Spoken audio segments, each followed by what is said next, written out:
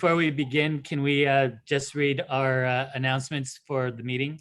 Can anybody hear me? I can't hear anybody. We can hear you. Hold on one second. Can hear you, Dr. Burke. Good morning. Well, while we're working that out, maybe I'll read the Anybody house. hear me? Yes. Ron, Yes. you can hear me? Yes. I can't hear anybody.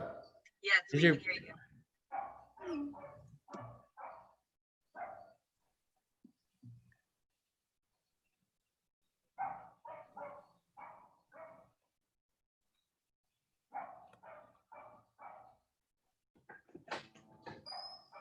I told him. Okay. Hello? Can you hear us now? You hear us Testing? now? Anybody? No. Somebody? I can Can you hear us? Hold on. You hear us? Hold on. No? Volume's up. Okay.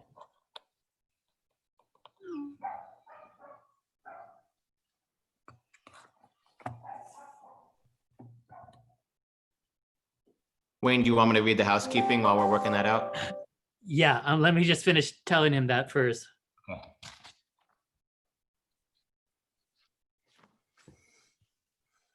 Okay, go ahead. Everybody on my screen except Phil Fine is muted. How about me? Am I muted?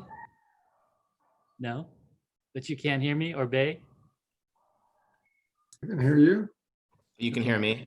Hold on. This is a disaster. Come on.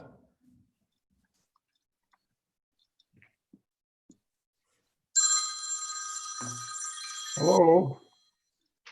Yes.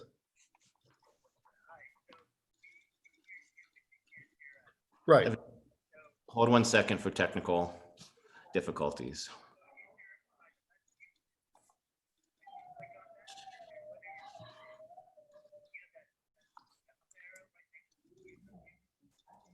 What do you mean? What are my speakers?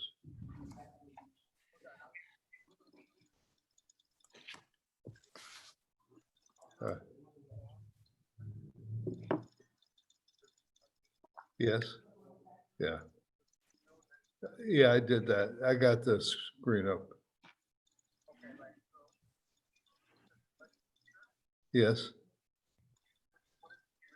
Same as system is checked. Speakers.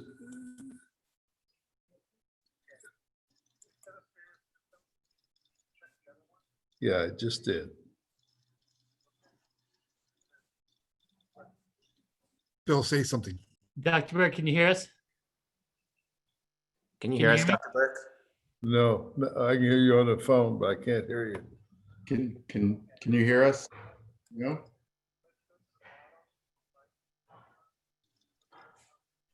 Yes. Bottom right. Oh, yeah. On the screen? Oh. No, I don't have anything but leave on the bottom right of my screen. No.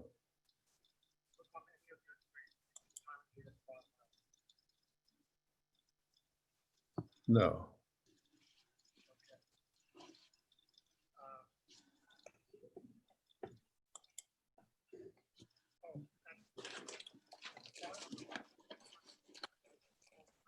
Yes.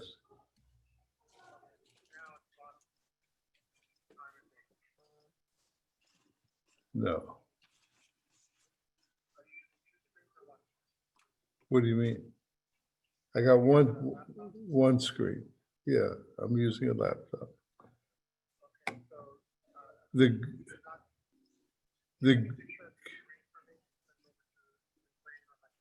sure.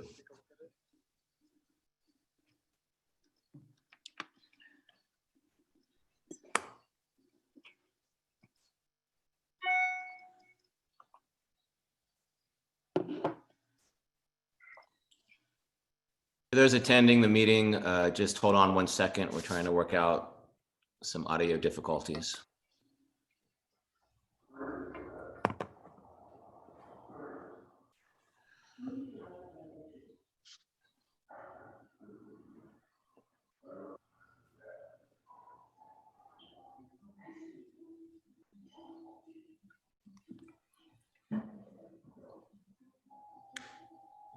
Dr. Burke. I see your screen. Now, at the very bottom, right, this is time, this is 9:03 or 9:04, and this is the date. You see that? Tell Ron that he stepped away. He's gone.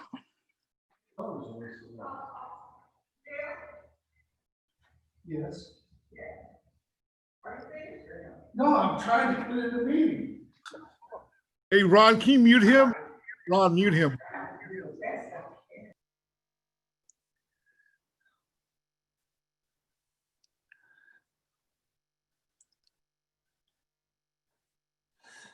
While we're working that out, I'm going to do some housekeeping remarks while we're waiting. So I'm Philip Fine, and good morning, and thank you for participating in our remote mobile source committee meeting. We'll do our best to facilitate a smooth meeting with public participation, and we ask that everyone be patient, especially now as we navigate this together. We have two formats for participation, the Zoom web application as well as teleconference. Before we begin, I want to review some guidelines and general instructions for the meeting. These are important, so I ask that you pay close attention. Please silence your other communication devices, such as your cell or desk phone. This will ensure that we are not hearing any feedback or causing interruption during the meeting. And during the meeting, all participants on Zoom, except for board members and South Coast AQMD staff and invited speakers, will be placed on mute by the host. That means that you will not be able to mute or unmute your lines manually. And after each agenda item, the chair will announce public comment. For those of you on Zoom, if you'd like to make a public comment on the Zoom screen, please click on the raise hand button. This will signal to the host that you would like to provide public comment, and you will be added to the list. If you are using Zoom on your smartphone, please tap the raise hand button on the bottom of the screen. For those of you using the phone line only, you can dial *9 on your keypad to signal that you would like to comment. Your name will be called when it is your turn to comment, and the host will unmute your line automatically. Please note you can hang up and leave the Zoom meeting at any time. So please adhere to the speaker time limit when you're speaking. Please treat others with courtesy, civility, and respect. Rules prohibiting the use of signs or posters remain in effect for video participation. Profanity, discriminatory comments, or obscene gestures are prohibited, and disorderly, unruly, or aggressive behavior that infringes upon the rights of others or disrupts the good working order of the meeting is also prohibited. Any violation of the above rules can result in your mic being muted, your video shut off, or you being dropped from the phone or Zoom meeting lines. That's all I have. Dr. Burke, can you hear us now? I hear you fine now. All right. Can I suggest maybe a roll call before we get started? Angela's ready for that. Supervisor Bartlett, Here. Mayor McKellen, Here. Councilmember Mitchell, Here. Supervisor Perez, Councilmember Rodriguez, Good morning here. Dr. Burke. Here. Okay, now we're here. The roll call has been made. I guess we can all hear each other, hopefully. Good to see your bright and shiny faces. We'll start with the update on the implementation of the MOU with the commercial airports. Great. Good morning, Dr. Burke, members of the committee. My name is Sarah Reese. Mr. Pervasian is going to give an overview of the updates, and then each airport is going to be providing their own presentation. I ask that with your permission that we just proceed with all of the presentations before taking questions, if that's okay. Sure.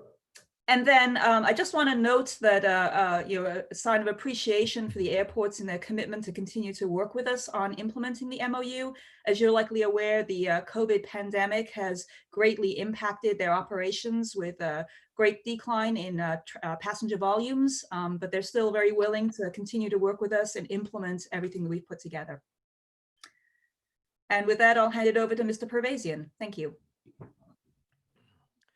Good morning, Dr. Burke, members of the board.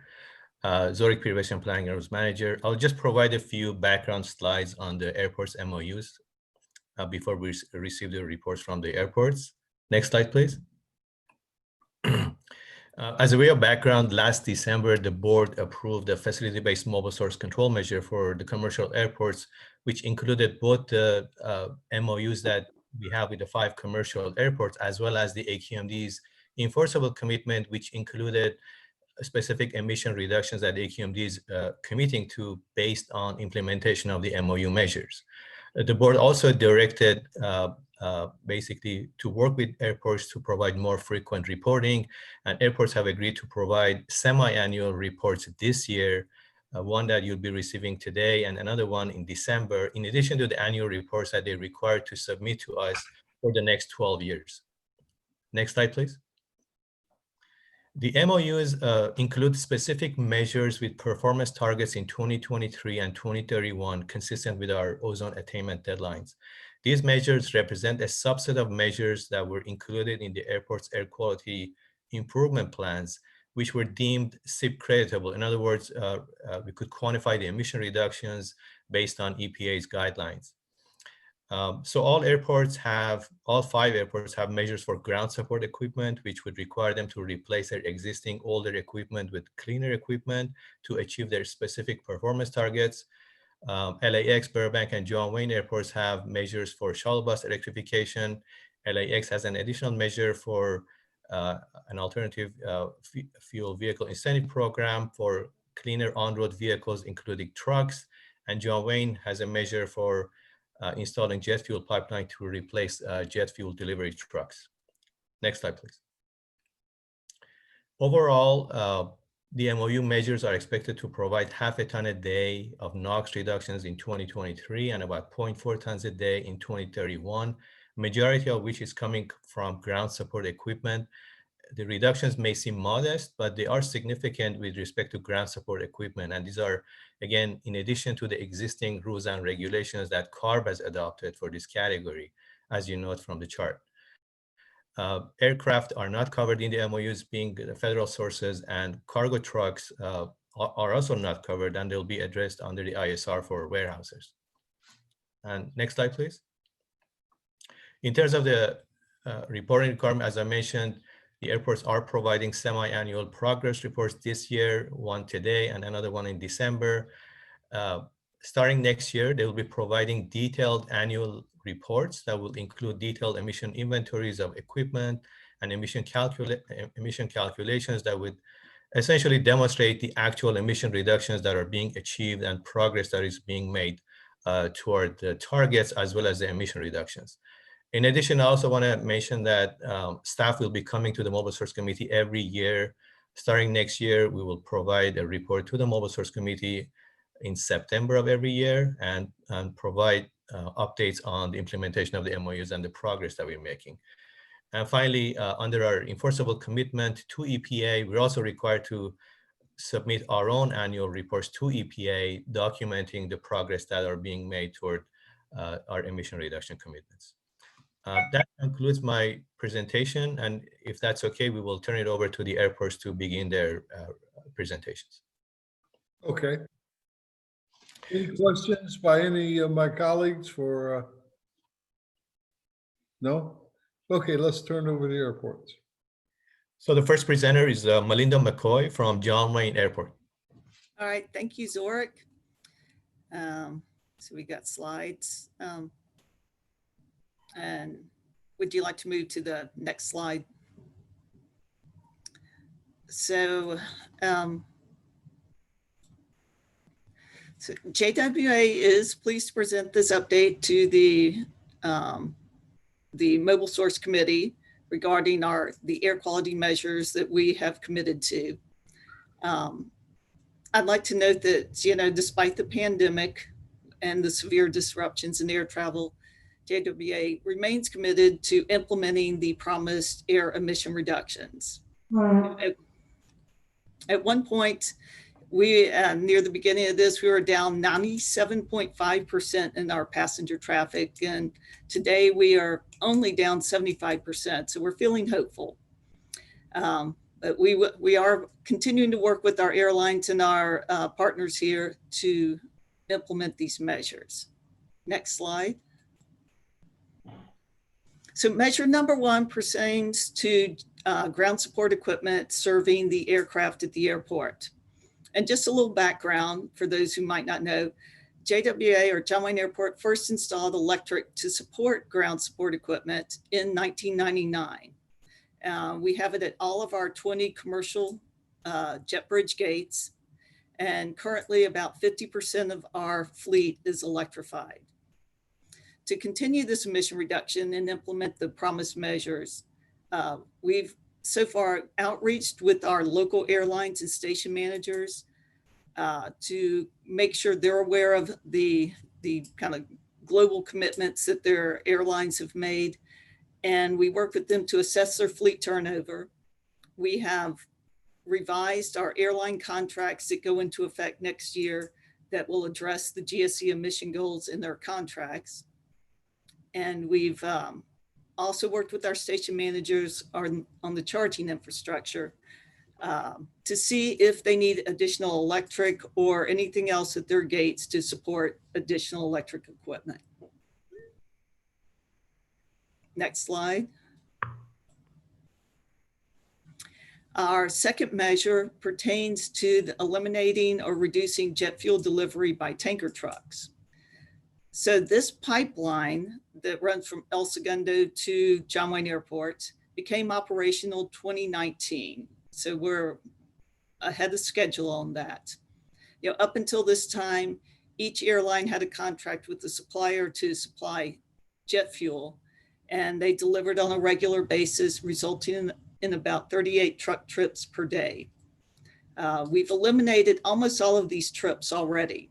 There are 2 small operations that continue to take routine deliveries due to contractual requirements, and we expect those to run out within the next year.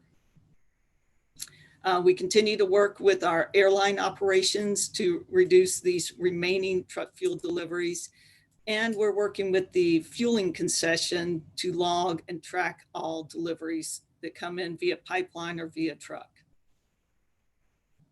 Next slide. Our third measure has to do with electrification of our parking lot shuttle bus. So up until recently, John Wayne Airport operated on average 9 CNG shuttle buses daily from our remote parking to the terminal. And we typically had like 3 in reserve or 3 in for repair at any time. With the dramatic decrease in passenger traffic, we do not have any routine shuttles operating right now. We've moved all our passenger traffic to the terminal parking. But in anticipation of passengers returning, we are continuing with this measure. We have recently signed a contract for the purchase of 3 electric shuttle buses that will be delivered next year. These buses are being purchased with FAA Zero-Emission Vehicle grant funding. We do anticipate purchasing more buses. We've got some plans for grant application next year. And we continue to work with our utility, Southern California Edison, who will support the electrical infrastructure installation. Next slide. And then finally, at the December board meeting, there was interest expressed in airport local hiring programs, and we were asked to comment on this. This airport is part of Orange County, and we follow the hiring programs of Orange County. So we do have a local small business preference program that applies to airport concessions and airport tenants, where there is a preference for those located locally in Orange County.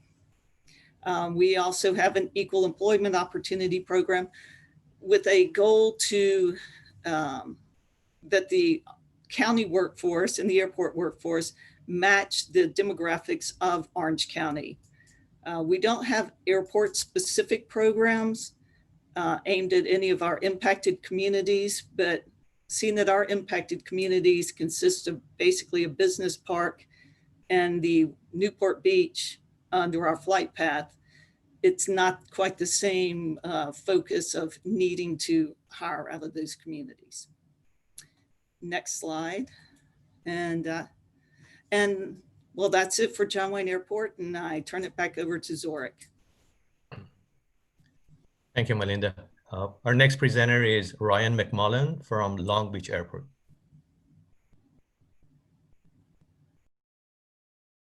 Good morning, everyone.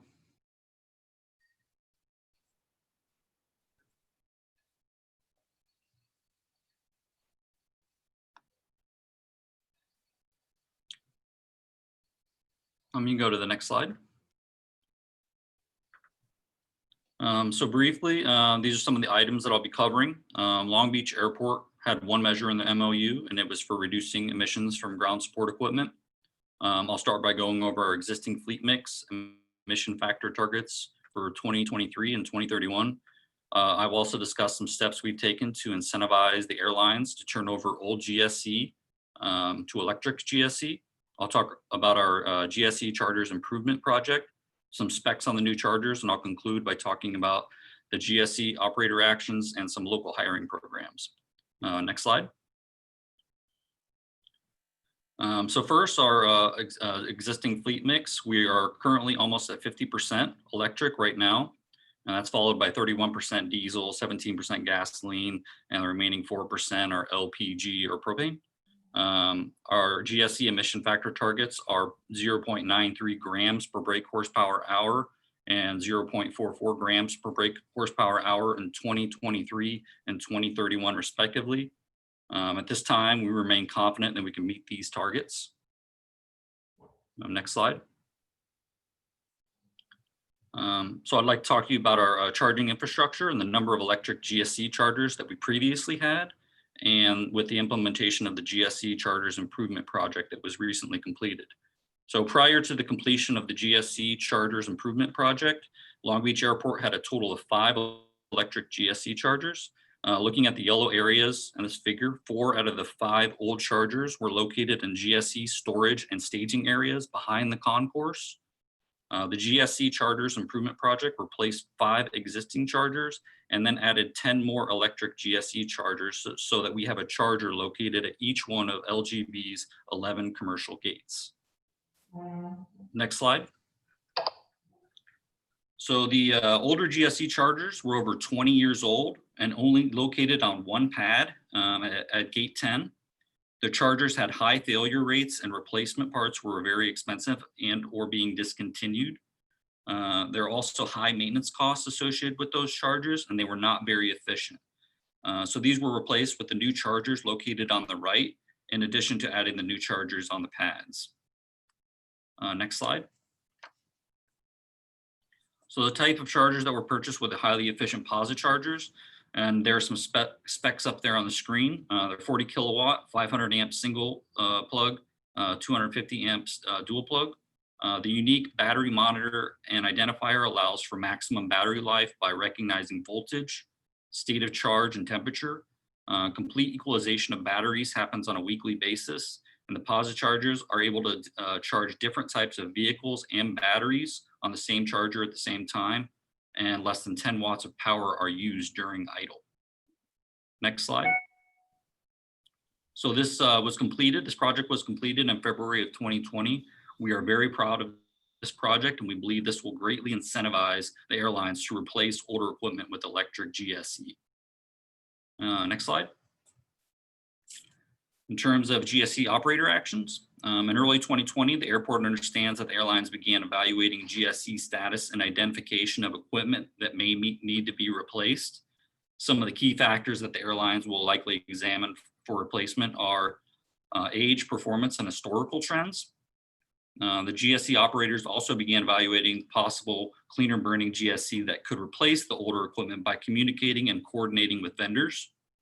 In addition to infrastructure playing a large part, we understand that budget planning for future GSC capital expenditures for replacements, availability of grants, and economic incentives will all be important factors for the GSC operators. And on that note, COVID-19 has had a significant impact on airports, airlines, and GSC operators, causing us all to reevaluate capital plans and allocation of resources. Next slide. And before wrapping up, I want to address our local hiring program.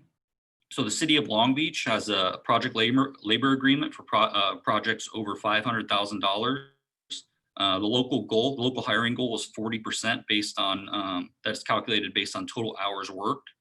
The provision requires best efforts to utilize qualified workers residing in first tier zip codes, which are Long Beach, then in second tier zip codes, which reflect the gateway cities, and then finally in LA and Orange counties. In addition, we have a first source hiring pilot program that is managed by Pacific Gateway. The program applies to contracts for non-professional services valued at $100,000 annually, and for city construction renovation projects valued at greater than $100,000, up to but not including $500,000. Some exemptions include emergency procurements, exceptions to policy or sole source, and professional service contracts. And that concludes my report. Thank you, Ryan. Next presenter is Chris Waller, representing Ontario International Airport.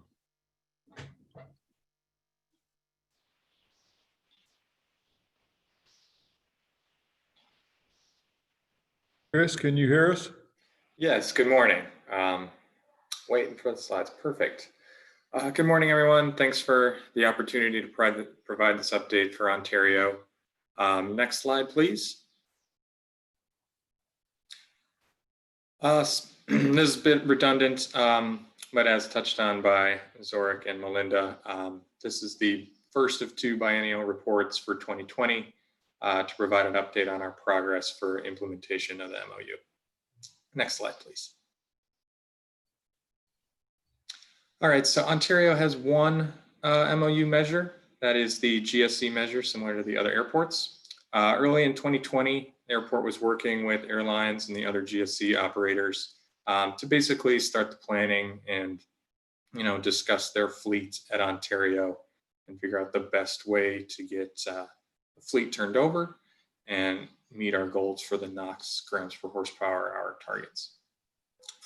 Specific items we took care of is discuss with the airlines and GSC operators their fleet in Ontario and which equipment may be targeted for replacement.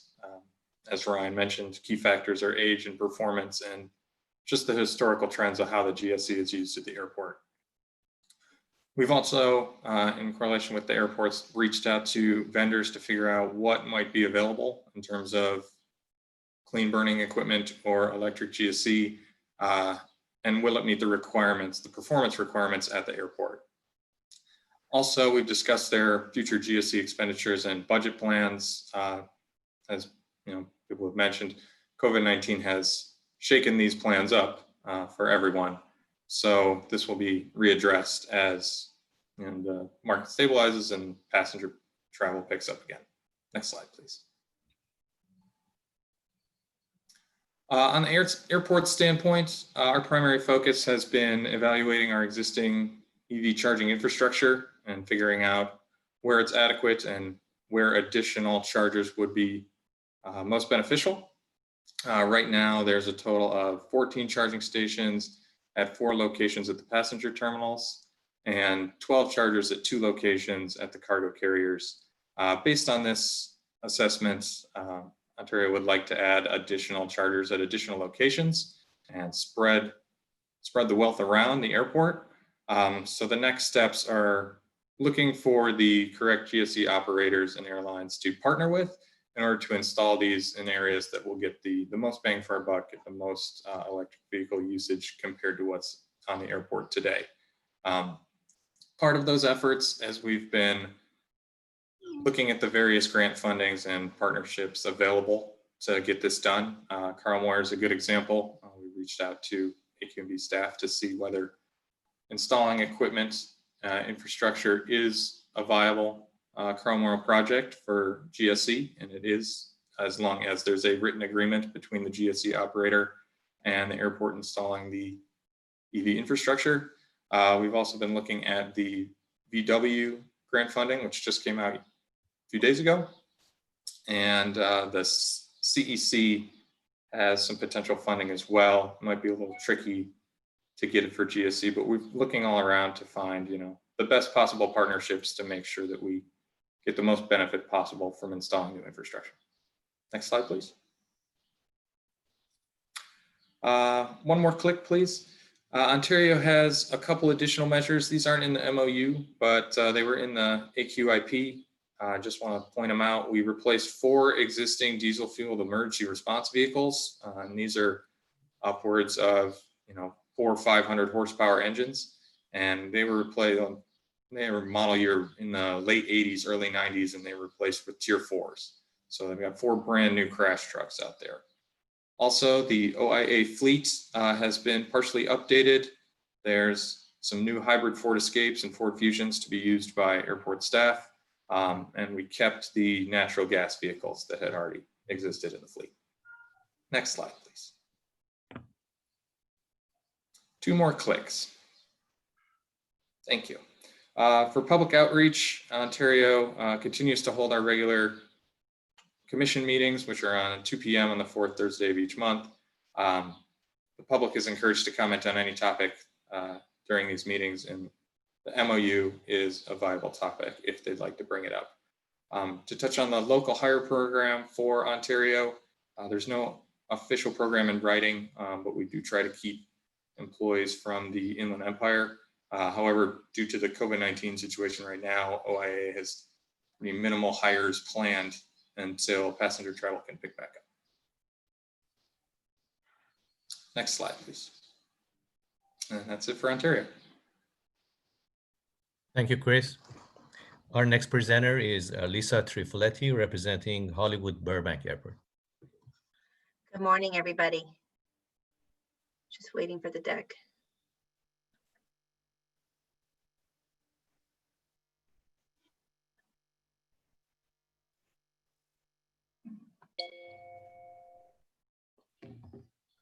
Okay. Good morning. Very excited to give you an update on the good work that Burbank Airport has been doing over the last couple of months. Next slide, please. And I think you have also heard, I mean, that Burbank Airport activity has dramatically dropped. It was about dropped by 90% from last year's activity. I think they're slightly up at about 85%, but that is causing them to really reevaluate their capital plans, their allocation of resources. They've currently consolidated all their operations into a single terminal, and they have suspended shuttles to parking lots. But despite this traumatic event, they are moving forward on implementing, and they are fully committed to implementing the MOU measures and the key air quality improvement program. Next slide, please. So to talk about the MOU GSE measure, we have a commitment to achieve equal or less than 1.66 horsepower hour of NOx by January 1st, 2023. And you can see the goal here is 0.74 grams per brake horsepower of NOx by January 1st, 2031. We've done a tremendous amount of work here. We've updated Burbank's rules and regulations to include compliance with the GSE policy. We've updated all of our non-exclusive licensing agreements to require compliance. We are currently updating all of our leases with all of our GSE operators. We've just successfully updated FedEx Airlines, Atlantic Aviation, and now we're working with all of our master airline lease agreements so that we truly have enforceable measures. And we've also required each operator to provide annual GSE data. And so we have a comprehensive and current inventory, and we have our ongoing communications with our airlines. And we've also established an online portal for the GSE operators to provide all their data submittals. So we really feel proud of this work effort. We're also assessing our infrastructure plans because that's part of the new terminal replacement program, which is their major project that is slated for 2024, undergoing NEPA review, and that will all of the entirely new terminal replacement for the 14 gates will have all the GSE infrastructure. And so we're looking for opportunities to increase the infrastructure as well as part of that project. Next slide.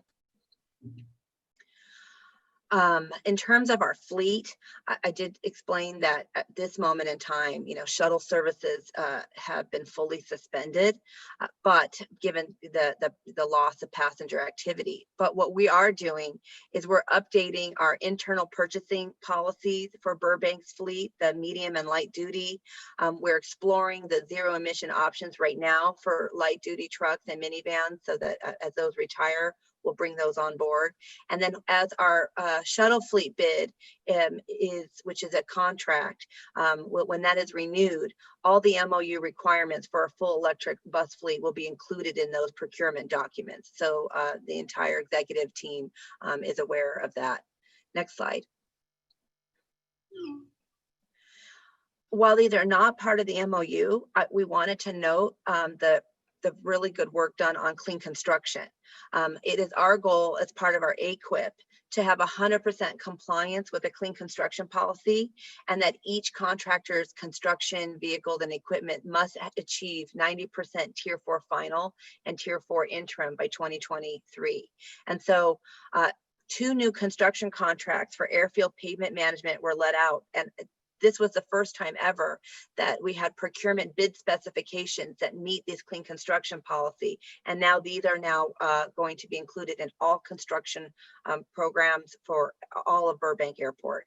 We also joined the Burbank Transportation Management Organization. This is an entity that we pledged to do to help reduce employee trips through increased employee rideshare and transit use and alternative modes. And so they also contracted with Steer. Steer is an entity that is going to help promote, again, membership for each of the airlines as well. So we've made good progress on employee trip reduction. Next slide, please. So we're committed, again, to monitoring progress, working directly with the AQMD. We'll provide the annual reports to the AQMD. And again, we worked really hard to get all of our legal documents together so these measures are fully enforceable. Next slide. As far as local hire, the largest project, the Burbank Terminal Replacement Project, which I mentioned, which is still going through NEPA review, they did execute a project labor agreement. It includes a provision that 30% of the construction will be performed by local area residents. And so as part of that PLA, their first tier of recruitment is going to be in the local area of Burbank, Glendale, Pasadena, adjacent portion of Los Angeles. And then if folks are not available, they'll recruit from a tier 2, which is again a nearby local hire. And so they're proud of that as well and hope to get that program off the ground. And I think that is the rest of that. That's the end of this presentation for Burbank. Thank you, Lisa. Our final presenter is Tammy McCrossan-Orr, representing LAX. Good morning. Thank you for having us.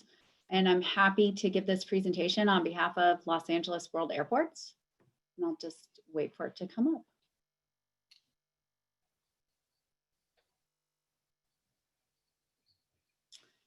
Thank you.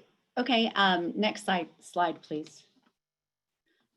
Just to put things in perspective as the other airports have, passenger traffic at LAX is down dramatically. At its peak, domestic travel was down 95% and international travel is down 97%. To put that in perspective, in April 2019, we had more than 7 million passengers travel through LAX. In April 2020, we had less than 300,000 passengers traveling through LAX. So COVID has significantly impacted all airports and especially LAX. Our cargo is also down. It's down about 8% over the same time last year. Since the April numbers have come out, we are seeing a little bit of improvement in passenger traffic. We're down now about 85 to 87% in passenger traffic as compared to last year. So because of these impacts, Revenues are down. We're anticipating between 50 and 65% over 2019 levels. This not only impacts airport operations, but it's impacting all of our airport stakeholders, all of our airlines and operators and concessionaires. Every single entity that operates at the airport is reevaluating their capital plans, their spending plans, and even if they cannot continue to operate at the airport. Despite this, LAWA is committed to this MOU. We know that this is a long-term agreement, and we have already been working on these measures with the AQMD for quite some time, and we continue to be committed. Next slide. The first measure in our MOU is our ground support emissions reduction policy. LAWA first adopted this policy in 2015. Under our first policy, our target was to have an airport-wide emission factor of 2.65 grams per brake horsepower hour of NOx and hydrocarbons, and that our target to reach 2.65 was 2021. As part of the MOU, we agreed with the AQMD and a collaborative effort with our airlines and GSE operators to ratchet down that emissions factor. Our new goals are to reach 1.8 grams per brake horsepower hour of NOx and hydrocarbons by January 1st, 2023, and 1.0 grams per brake horsepower hour of NOx and hydrocarbons by January 1st, 2031. So it's our progress towards meeting our MOU commitments.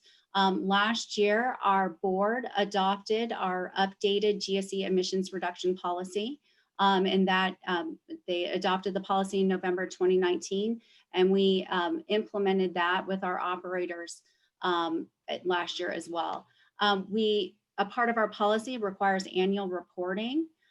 We have completed our 2019 annual reporting of GSE, and our analysis shows that an airport-wide emissions factor of 1.56 grams per brake horsepower hour of NOx and hydrocarbons. This already exceeds the 2023 AQM MOU target.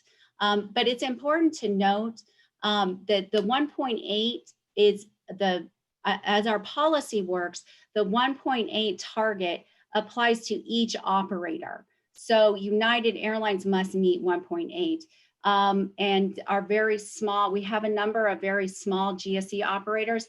They are also held to those targets. So at the enforceability of our policy is that each operator meet these targets. So while overall we have met the 1.56 airport wide, not every operator has been able to meet the 1.8 target.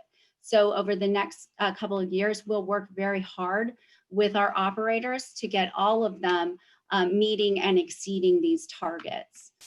Next slide.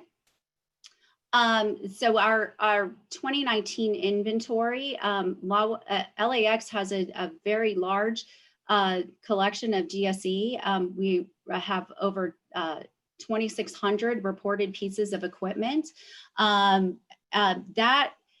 Just to note as well, our policy includes an exemption for low use equipment and also does not include equipment that is under 25 horsepower. So I think when we're looking at equipment that is all electric, which is something that we monitor very closely, there's quite we believe there's a lot of electric equipment that either falls into the low use category or is under 25 horsepower.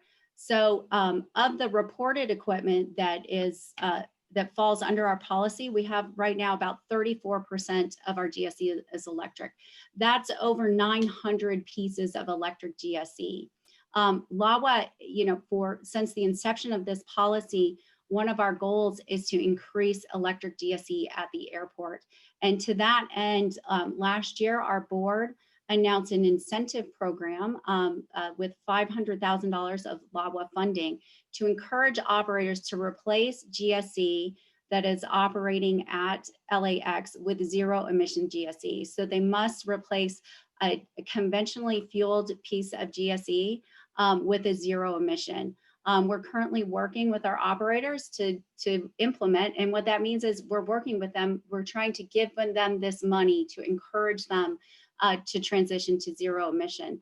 As part of that outreach, we really, we follow closely what's happening at the AQMD and at CARB, and also with the VW funds. And we've let our operators know that there's also funding available from CARB and the VW fund. And we really hope, and we were working closely with our operators to get them to convert their GSE to zero emission.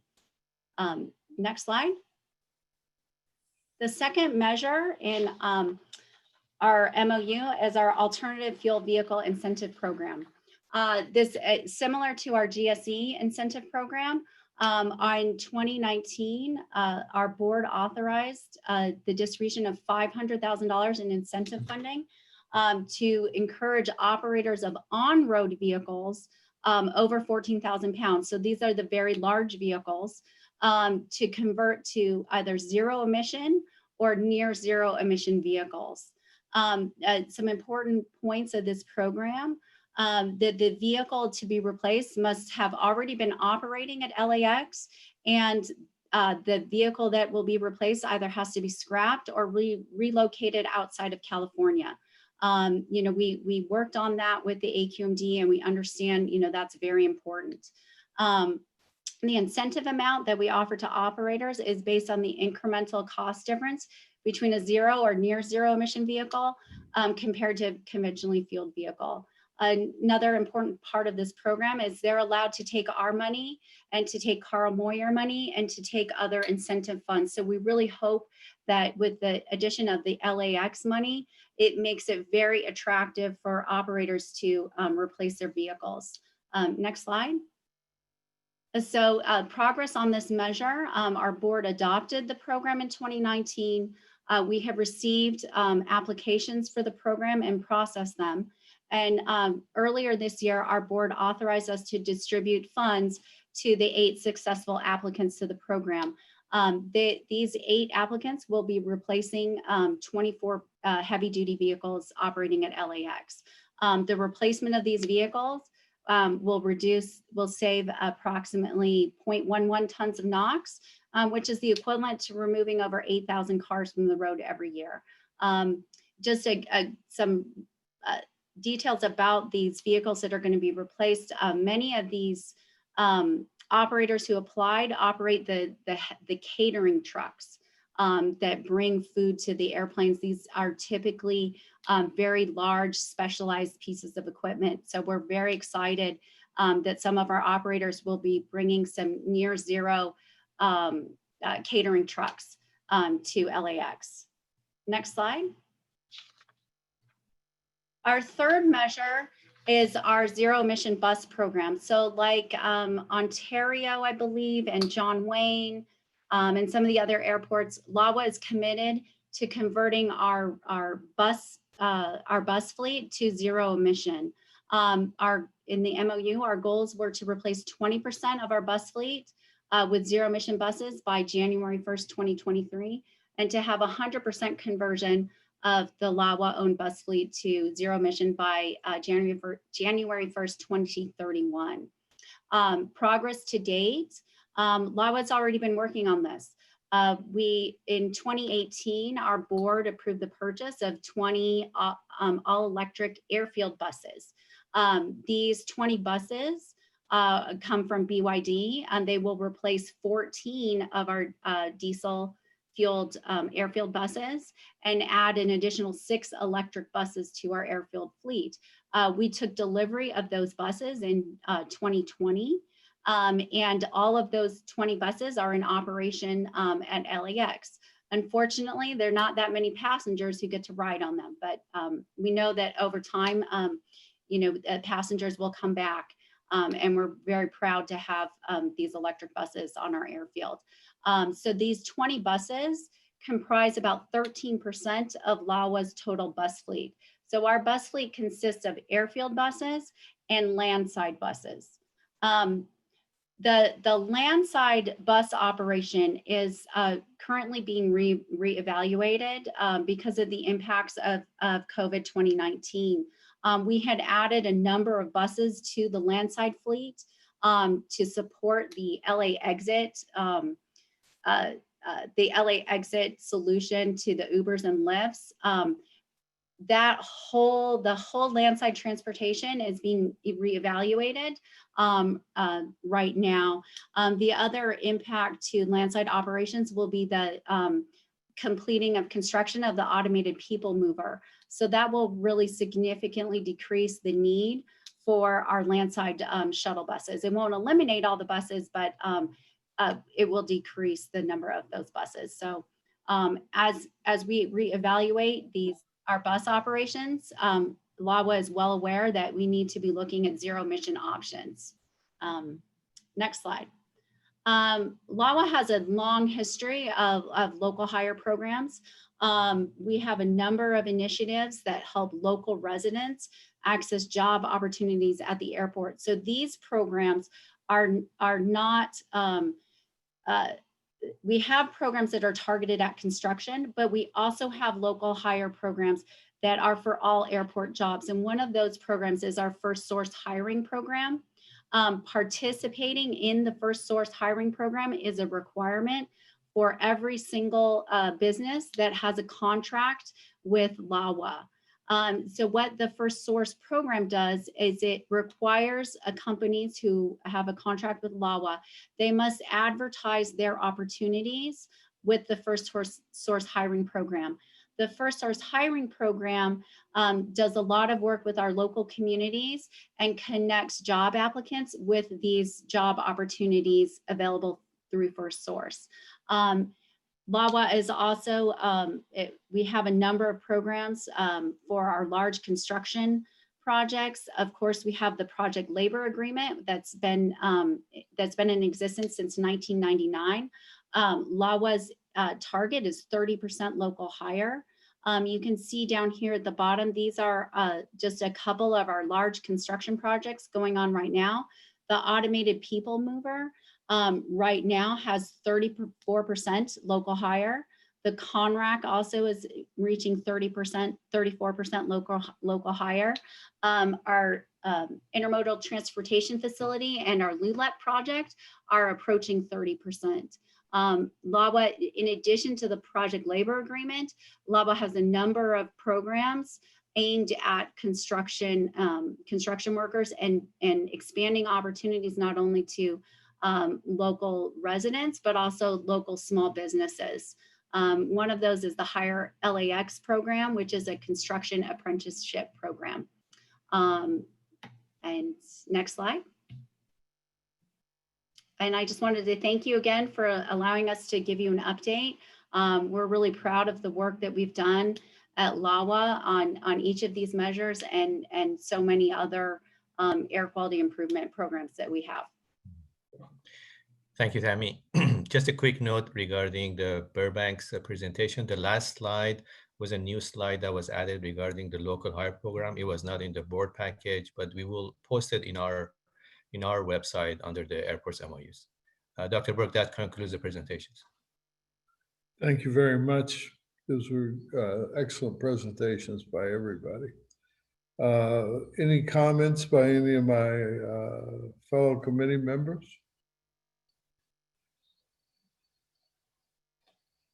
I am just amazed at the commitment of these airports. I've been one of the harshest critics of airports on the board, but I'm just floored by, even in the midst of all this going on in our world today, particularly the coronavirus pandemic, that these airports have been able to maintain their commitments under this MOU. I think that that's, admirable is the most modest term I can think. Dr. Burke? Yes. Councilman Rodriguez had a comment. Yes. Good morning, Dr. Burke. I echo your sentiments and just wanted to ask on the last presentation from LAWA, there was slide 3. There was a factoid I just wanted to quickly clarify and revisit. If we could have staff bring that back up. If Paul, can you bring up slide 3? We're bringing it up. Just give us one moment, please. Thank you, Ron. It mentioned the number of emissions that had been estimated. There was also another factoid about the 24 HD vehicles equaling 8,100 cars. Yes. Is that right? Yes. So since the inception of the program, we estimate that we've reduced NOx emissions by 337 tons per year through the GSE program. When you think about GSE, it's very heavy. A lot of it is very heavy duty diesel equipment. So replacing that equipment, even with Tier 4 final diesel, really has a significant impact. And we've noticed that a number of our operators have at least replaced their old diesel GSE with new Tier 4 final equipment. And we do believe that that's drives a lot of the impact in the emissions reduction. And we work very closely with Zurich to make sure that we get these numbers. And Zurich's going to check our numbers, and we're happy to work with the AQMD. Thank you. So slide 3, that thank you for bringing that up, and it talks about already reduced NOx emissions on air-filled by 337.5 tons per year. And then where was a slide that had that note about the that should be slide 6. Okay, so and then the 24 vehicles will reduce greenhouse gas emissions, and then removal of 81, almost 8,200 cars on the road per year. I'm curious if there are similar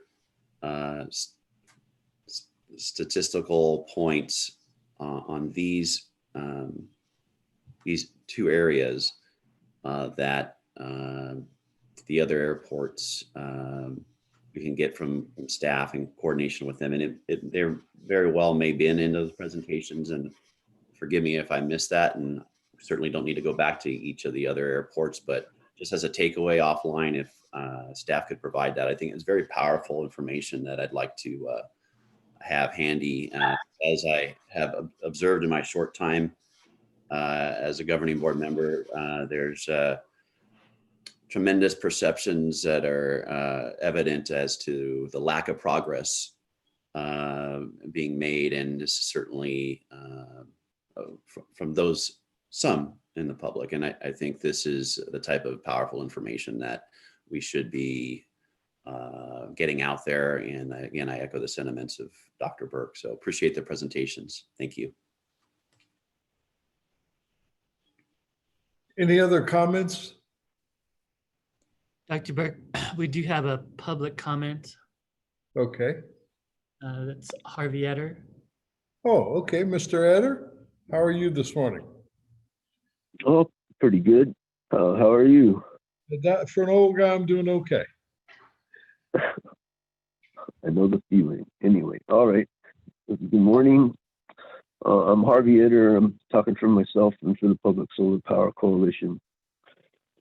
And in reference to transportation, as part of the Solar New Deal in the 16 plan is included, and we've gone through this in 617 to going to different communities and whatnot, about the interaction between the ports and the warehouses and the communities and air pollution, to set up co-ops, worker-owned co-ops and partnerships to own these trucks, and that we've been negotiating for almost 5 years with BYD, who's now working with the state on personal protection gear, masks and stuff.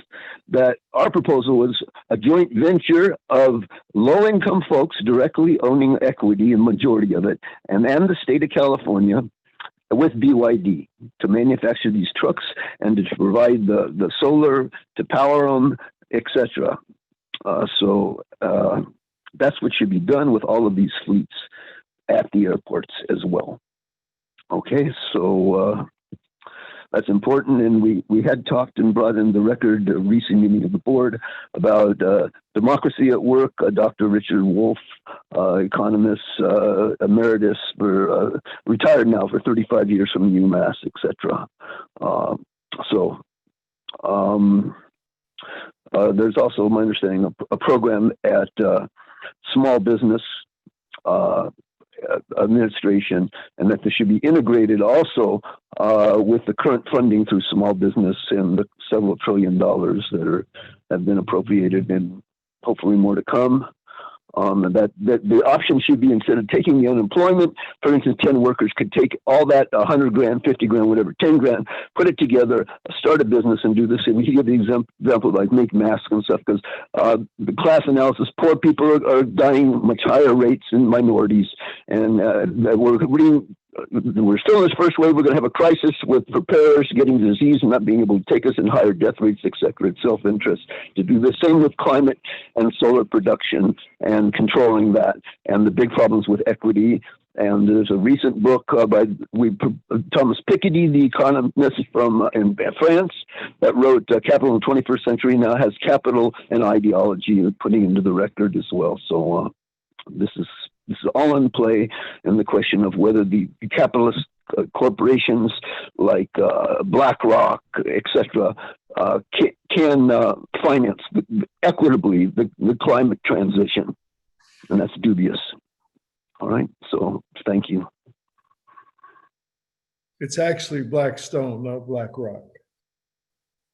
It's Blackstone. Okay, sorry, and Vanguard, Schwab, etc. Thank you very much for your testimony.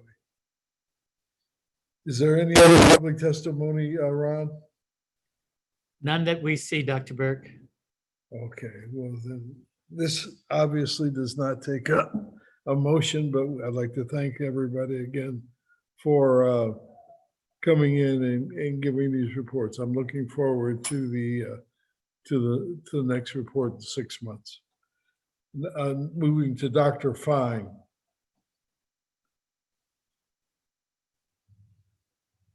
These are just written reports, Dr. Burke. Okay, then we will receive those reports.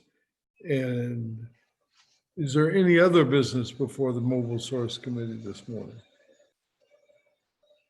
Anybody have anything? Is there any public comment?